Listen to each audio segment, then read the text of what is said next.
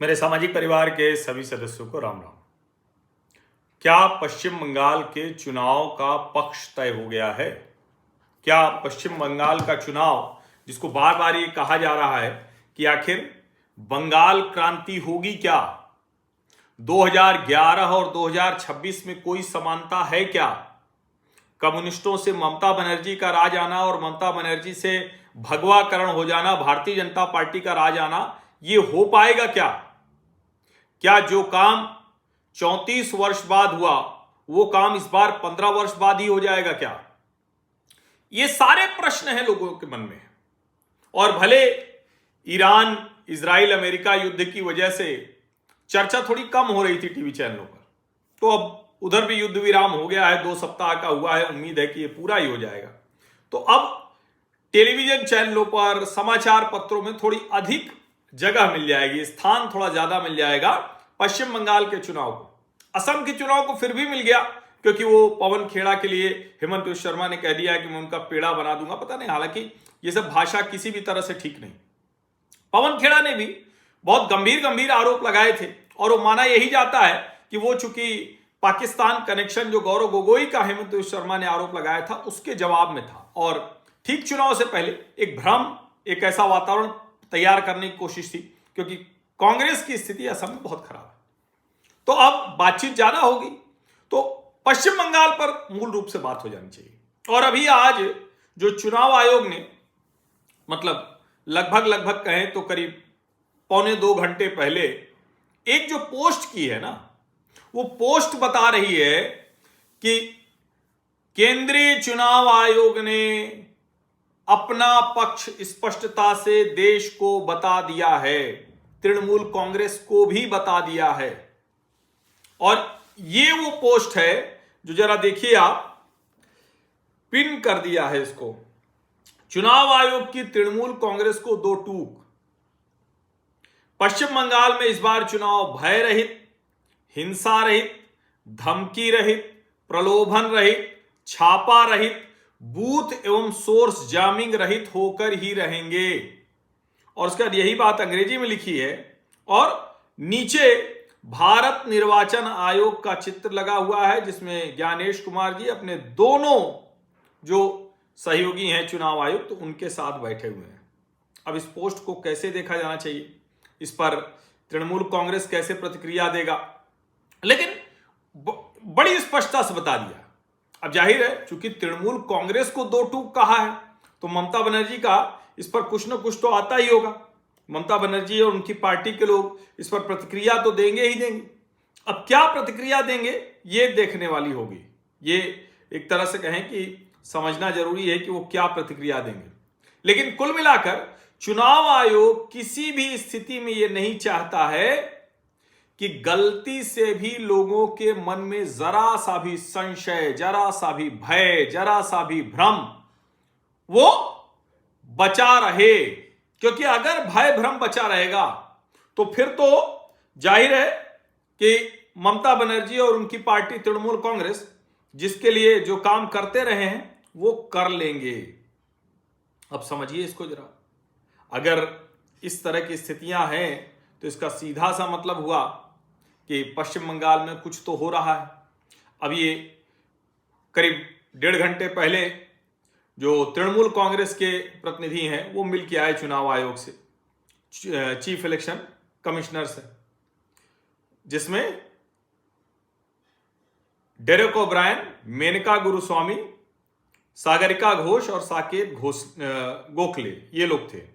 अच्छा, मिल के आए या वहां पहुंचे? क्योंकि उन्होंने लिखा है कि our MPs and party representatives have reached the Nirvachan Sadan in Delhi to meet the chief election commissioner honourable MPs Derek O'Brien, Menaka Guruswamy, Sagarika Ghosh and Saket Gokhale were present. अब इसका मतलब ये हुआ कि थोड़ा सा तो चिंता बढ़ी है, और थोड़ा सा क्या, बहुत चिंता बढ़ गई। उस चिंता बढ़ने की असली वजह जानते हैं क्या है? 91 लाख नाम बाहर हो जाना। अब चूंकि ट्राइब्यूनल भी काम करना शुरू कर गया है, देरी से हो रहा है। ममता बनर्जी ने क्या कहा? विधानसभा चुनाव से पहले राज्य में एसआईआर के जरिए जानबूझकर मतदाता सूचियों से मतुआ और अल्पसंख्यक समुदायों के लोगों के नाम हटा दिए गए। तृणमूल कांग्रेस ऐसे लोगों के साथ खड़ी रहेगी और उन्हें कानूनी मदद देगी। मतुआ जानबूझ के जोड़ा है क्योंकि उनको लग रहा है कि मतुआ नहीं जोड़ेंगे तो भाजपा के वोट बैंक में कैसे डेंट करेंगे। और 91 लाख में, चूंकि पिछला जो चुनाव विधानसभा का हुआ था लगभग 59 लाख मतों का अंतर था, तो 59 लाख और इधर 91 लाख, यानी एक तरह से कहें 60 30 90, मतलब 150% या कहें 1.5 गुना, जितने से भाजपा हारी थी उसका 1.5 गुना कट गया। क्या कह रहे हैं शुभेंदु अधिकारी? वो कह रहे हैं मतदाता सूची से हटाए गए लोगों में बड़ा हिस्सा मृत लोगों का है। मुख्यमंत्री चाहती हैं कि मृत मतदाता भी वोट दें और इसीलिए वह आपत्तियां उठा रही हैं। दूसरे बांग्लादेशी मुसलमानों का पश्चिम बंगाल में कोई स्थान नहीं है, बंगाल उन्हें कतई शरण नहीं देगा। पहले ही नाम कटे थे, फिर 60 लाख जो विचाराधीन थे उसमें से 27 लाख अयोग्य हो गए। 7 करोड़ 66 लाख मतदाता थे, 7.66 करोड़ एसआईआर से पहले। After SIR 6.77 crore. अब जरा सोचिए सर्वाधिक किन किन राज्यों में कटा है। उत्तर प्रदेश देश का सबसे बड़ा राज्य है, 2.89 करोड़, तमिलनाडु 97.37 लाख और बंगाल 90.83 लाख, यानी 90,83,000। तो एक तरह से कहें कि लगभग 91 लाख हो गया है। अब एक चीज समझिए, यही मतदाता सूची हो गई, ये फ्रीज कर दिया है। 13 अप्रैल को अगली सुनवाई है और लेकिन ये फ्रीज कर दिया है। तो अब एक तरह से कहें तो जो कहां कहां क्या स्थिति होगी वो साफ साफ समझ में आ रहा है। जैसे उदाहरण के लिए मुर्शिदाबाद में सबसे ज्यादा नाम कटे हैं। विचाराधीन मामलों में सबसे अधिक नाम मुर्शिदाबाद में कटा है। 11,01,145 विचाराधीन मामले थे, उसमें 4,55,137 कट गए। दूसरे स्थान पर उत्तर 24 परगना है जहां 5,91,252 मामले थे, 3,25,666 कट गए। मालदा जहां हिंसा हुई थी, जहां अधिकारियों को, न्यायिक अधिकारियों को बंधक बनाया गया था, यह भी मुस्लिम बहुल जिला है, 8,28,127, जिसमें 2,39,375 कट गए। दक्षिण 24 परगना 5,22,042 विचाराधीन मामले थे, 2,22,929 कट गए। पूर्व वर्धमान 3,65,539 मामले थे, 2,09,805 कट गए। नदिया 2,67,940, 2,08,626 कट गए। उत्तर दिनाजपुर, यह भी बहुत मुस्लिम बहुल जिला है, 4,80,341 विचाराधीन थे, 1,76,972 कट गए। कूच बिहार में 2,38,107, 1,20,725 कट गए। हावड़ा 2,89,714, 1,32,151 कट गए। कोलकाता दक्षिण में 78,657, 28,468 कट गए और कोलकाता उत्तर में 61,236, 39,164 कट गए। इसका मतलब क्या हुआ? इसका मतलब यह हुआ कि जो ममता बनर्जी का स्ट्रांग होल्ड था वो बहुत वहां नाम कटे, मुसलमानों के नाम कटे।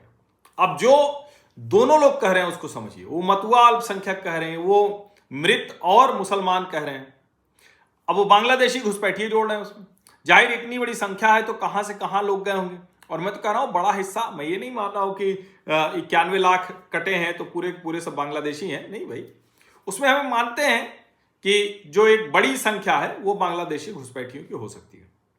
बांग्लादेशी घुसपैठिए सारे के सारे ना भी हों तो किसी और के नाम पर कोई और वोट दे सकता है अगर वोटर लिस्ट में नाम रहेगा तो, ठीक है। वोटर आईडी कार्ड लगता है, कलर्ड फोटो होती है, सब कुछ होता है।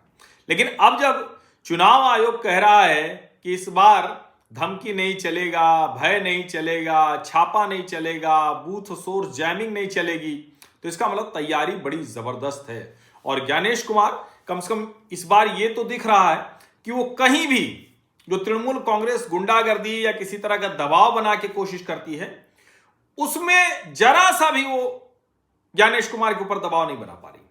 और सच बात यह है, दबाव बनाने की स्थिति में कोई होना भी नहीं चाहिए।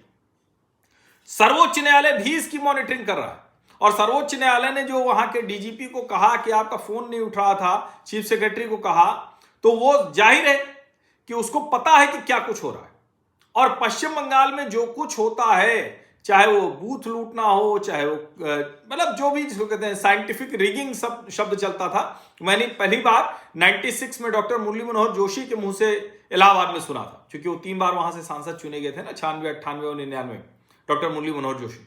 तो साइंटिफिक रिगिंग बताते थे कम्युनिस्टों के समय की। बाद में ममता बनर्जी ने उसी को 2 डिग्री और एडवांस कर लिया।